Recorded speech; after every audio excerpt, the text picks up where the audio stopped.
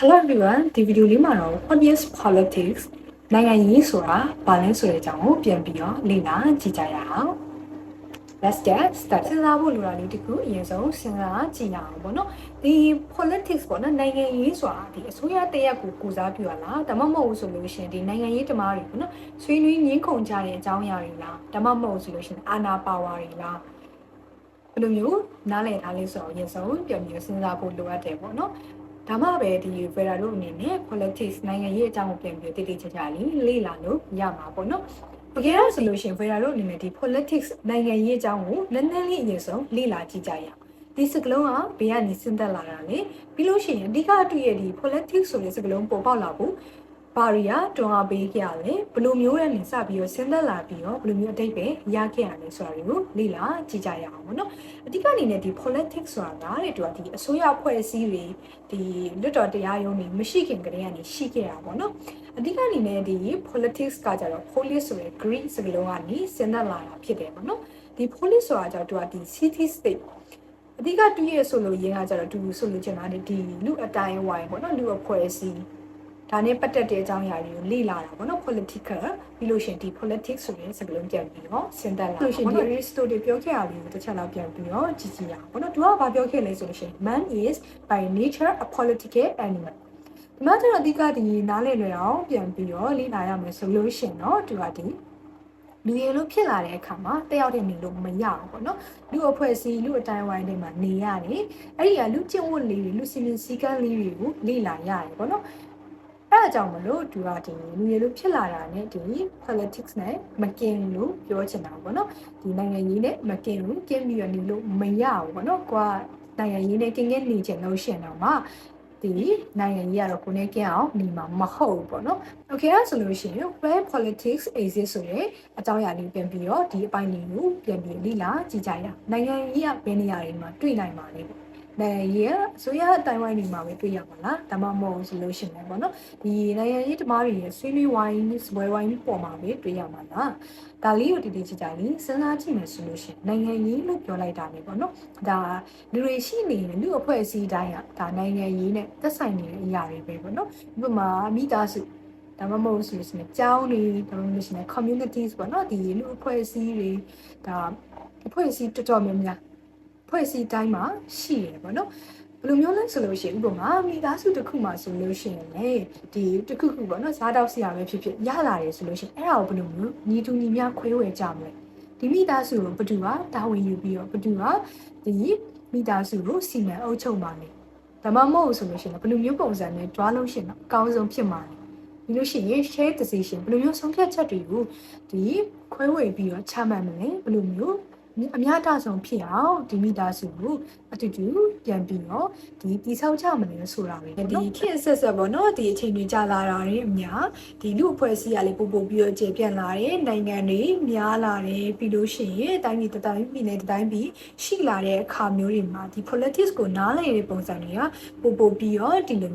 ီနည်းနည်းချင်းစီပို့ပို့ပြီးတော့တိုးတက်လာတယ်ပို့ပို့ပြီးတော့ပြောင်းလဲလာတယ်ပေါ့နော်ဒီပထမဦးဆုံးအနေနဲ့ဒီ politics ကိ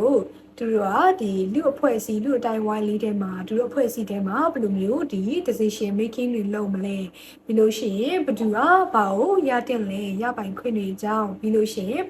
်ဒီလူအဖွဲ့အစည်းထဲမှာလူတဦးနဲ့တူဘယ်လိုမျိုးမြင့်မြတ်တတာဘယ်လိုမျိုးညီညွတ်နေနိုင်မလဲဆိုတဲ့လူကျင့်ဝတ်တွေစီမင်းစည်းကမ်းတွေအကြောင်းကနေစတင်တဲ့ဒီစီမင်းစည်းကမ်းတွေအကြောင်းကိုဒီချမှတ်တဲ့လေ့လာတယ်ဒီဆွေးနွေးရလုပ်ငန်းစဉ်ပေါ့နော်ဒါပေမဲ့ဒီတဖြည်းဖြည်းနဲ့ဒီခေတ်ကာလတွေပြောင်းလဲလာတာနဲ့များဒီနိုင်ငံရေးထဲမှာဒီအစိုးရတွေပေါ်ပေါက်လာတယ်ပြီးလို့ရှိရင်ဥပဒေပြုတွေဒီလွတ်တော်တွေပြီးလို့ရှိရင်တရားစီရင်ရေးကဏ္ဍတွေပါလာတယ်ပြီးလို့ရှိရင်အုပ်ချုပ်ရေးကဏ္ဍတွေပါလာတယ်ပြီးအာဏာခွဲဝေရေးကဏ္ဍတွေပါဝင်လာတယ်ပေါ့နော် Okay အဲ့ဆိုလို့ရှိရင် politics ကိုတက္ကသိုလ်မီဒီယာတစ်ခုအနေနဲ့တက်ရောက်ဖို့ရွေးချယ်တင်လားမရွေးချယ်တင်ဘူးလားဆိုတာကိုနည်းနည်းပါးပါးပြန်ပြီးတော့ဆွေးနွေးကြည့်ကြရအောင်အဓိကအနေနဲ့ပထမဆုံးအနေနဲ့ပေါ့နော်ဒီကောင်းတဲ့ချက်လေးတွေအရင်ဆုံးပြောပြပေးပါမယ်ပေါ့နော် Okay အဲ့ဆိုလို့ရှိရင်သူရတဲ့ဒီ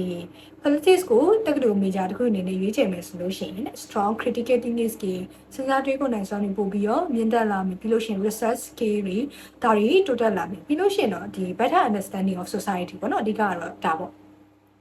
သူကဒီလူအဖွဲ့အစည်းရဲ့လှုပ်ဆောင်ပုံတွေနိုင်ငံတစ်ခုနဲ့တစ်ခုရဲ့ဒီ relationship အကြောင်းတွေပြီးလို့ရှိရင်ဘယ်လိုမျိုးအာဏာခွဲဝေတဲ့အကြောင်းတွေဘယ်လိုမျိုးလူအဖွဲ့အစည်းရဲ့လေပတ်တဲ့အကြောင်းတွေလူချင်းဝတ်တွေ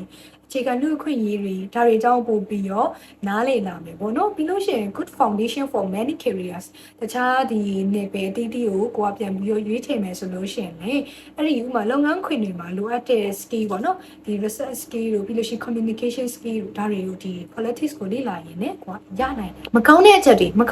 ဆိုတာလေအားနည်းချက်တွေကဘာတွေဖြစ်မလဲ heavy reading and theory ပိုင်းတွားတယ်ပေါ့နော် theory ပိုင်းတွားတယ်အဲဒါကြောင့်လက်တွေ့ဒီပညာရပ်တွေကိုလေ့လာခြင်းနဲ့တူတွေအဲဆိုလို့ရှိရင်တော့ဒါမတင်တော့ဘူးပေါ့နော်မဟုတ်ဘဲနဲ့ကိုကစာဖတ်ရတာကိုကြိုက်တယ်စာရေးရတာကိုကြိုက်တယ်စဉ်းစားတွေးခေါ်ရတာကိုကြိုက်တယ်ဆိုလို့ရှိရင်ရွေးချယ်လို့ရတယ်ရွေးချယ်ဖို့တင့်တယ်ပေါ့နော်သူကစာတွေတော်တော်များများဖတ်ရတယ်ပေါ့နော်ဒီမှာဆိုလို့ရှိရင်ဥမာကို politics ကိုလေ့လာမယ်ဆိုလို့ရှိရင်အဲ့ဒီ politics နိုင်ငံရေးတစ်ခုတည်းကိုလေ့လာရတာမဟုတ်ဘူးပေါ့နော်သူရဲ့ကိုလေ့လာတဲ့ level အလိုက်ပေါ့နော် diploma bachelor master ကိုလေ့လာတဲ့ဘာသာရဲ့အလိုက် level အလိုက်သူရဲ့ဘာသာရဲ့အခွဲတွေပါလေ့လာရတယ်လို့ရှိရင် less direct job part ပေါ့နော်ဒါလည်းတစ်ခုရှိရပေါ့နော်ဒီမှာဆိုလို့ရှိရင်တော်တော်များများကနိုင်ငံရေးကိုဒီတက္ကသိုလ်မိကြားတစ်ခုအနေနဲ့ယူမယ်ဆိုလို့ရှိရင်အလုပ်အကင်ပေါ့နော်မမေရရဒီ direct job part တိတ်ပြီးတော့မရှိဘူးပေါ့နော်သူကတခြား skill တွေထပ်ဖြည့်ရတယ်ဥပမာကိုကကြတော့စာပြန်တင်မယ်ဆိုလို့ရှိရင်လည်းဒီ teaching skills တွေထပ်ဖြည့်ရတယ်ဒါမှမဟုတ်ကိုကတခြားဒီဆက်ပြီးတော့တွားမယ်ပေါ့နော်ဥပဒေပိုင်းတွားမယ်ဆိုလို့ရှိရင်သူက skill တွေထပ်ဖြည့်ရတယ်ပြန်ပြီးတော့ဆက်ပြီးတော့ဒီ course တွေတက်ရတာမျိုးတွေတော့ရှိတယ်ဒီတခုတော့ဒီကိုက bachelor major အနေနဲ့ဖြစ်ဖြစ်ပေါ့နော်မရွေးချယ်ခင်အရင်ဆုံးတည်ထားတင်တယ်အရင်ဆုံးစဉ်းစားထားတင်တဲ့အရာတစ်ခုလို့တော့ Vera တော့မြင်နေပေါ့နော်အကယ်တော့ဆိုလို့ရှိရင် Vera တို့အနေနဲ့ဒီနိုင်ငံရေးပေါ့နော် politics လို့ပြောလိုက်လို့ရှိရင်တက္ကသိုလ်မိကြတွေမှာကိုကလည်းလေ့လာခြင်းနေဆိုလို့ရှိရင်ဘာတွေရှိမလဲဆိုတော့တခြားတော့ကြည့်ရအောင်ပေါ့နော်အဓိကအနေနဲ့လေ့လာရတာတွေကကြတော့အဓိကအနေနဲ့ဒီ political science ဆိုပြီးတော့တော်တော်များများတော့ဒီရွေးချယ်ပြီးတော့တက်ကြတာတွေရှိရပေါ့နော်တကယ်ဒီနိုင်ငံရေးကိုစိတ်ဝင်စားနေဆိုလို့ရှိရင်ပြီးလို့ရှိရင်နောက်ထပ်ဘာတွေရှိအောင်မလဲဆိုလို့ရှိရင် comparative politics ဒီအကြောင်းတွေလေ့လာလို့ရတယ်ပြီးလို့ရှိရင်နောက်ထပ်ဘာတွေရှိအောင်လဲ political philosophy political economy international relations and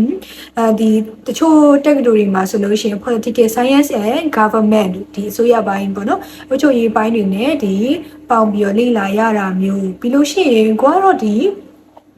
political science ကိုပေါ့နော်ဒီလေ့လာထားလို့ရှိရင်ဥပမာဒီကိုကဥပဒေပိုင်းနဲ့ပြန်ပြီးတော့ဆက်ပြီးတော့တက်မွေးဝမ်းကြောင်းပြုကျင်တဲ့တူတွေဒါတွေဆိုလို့ရှိရင်လေ့လာထားလို့ရတယ်ပြီးတော့သူကကြတော့ဒီ politics ကိုလည်းစိတ်ဝင်စားတယ်ပြီးလို့ရှိရင်တူတစ်ခုတည်းကိုလည်းမလေ့လာချင်ဘူးဆိုလို့ရှိရင်တော့ဒီ liberal studies ပိုင်းတွေကိုတွားလို့လည်းရတယ်ပေါ့နော် PPE ကိုဒါတွေကိုလေ့လာလို့ရတယ်ပေါ့နော် Vera အနေနဲ့ဒီစာအုပ် recommend လုပ်ပေးရမယ်ဆိုလို့ရှိရင်တော့ဒီ politics ပေါ့နော် politics ဒီ Aristotle ရဲ့ politics ဆိုတဲ့စာအုပ်ကိုအရင်ဆုံးဖတ်လို့ရှိရင်လည်းဒါအဆင်ပြေနိုင်တယ်ပေါ့နော်ပြီးလို့ရှိရင်ဒီမှာဒီ Vera အနေနဲ့ပြန်ပြီးတော့ screenshot လေးတွေစာအုပ်နာမည်လေးတွေပြန်ပြီးတော့ဒီပြထားပေးမယ်ပေါ့နော်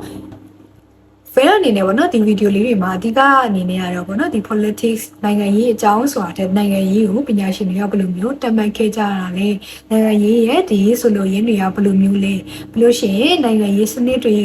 ဥပမာပေါ့နော် political ideology တွေဆိုလို့ရှိရင်လည်းသူတို့ရဲ့မူလဆိုလိုရင်းကဘယ်လိုမျိုးလဲသူတို့ရဲ့ဒီဘယ်လိုမျိုးအချက်အလက်တွေရှိကြတာလဲဘယ်လိုမျိုးပုံစံတွေရှိကြတာလဲဆိုတာတွေကိုပဲဒီအဓိကထားပြီးတော့မျှဝေပေးတော့မှဒီစာအုပ်တွေတရားပေါ့နော်လေ့လာမိတယ်လားမျှဝေပေးတော့မှဖြစ်ပါတယ်တကယ်လို့ပေါ့နော်ငွေချင်းတွေအနေနဲ့ဒီစိတ်ဝင်စားတယ်ဆိုလို့ရှိရင် comment လေးတွေမှာဒီဆွေးနွေးချင်တာလေးတွေဆွေးနွေးပြီးတော့လို့ရပါတယ်ပြန်ပြီးတော့ပေါ့နော်တခြားသိချင်တဲ့အကြောင်းအရာတွေရှိလို့ရှိရင်ပြန်ပြီးတော့ပြောတော့လို့ရပါတယ်အားလုံးကျေးဇူးတင်ပါတယ် see you next video bye bye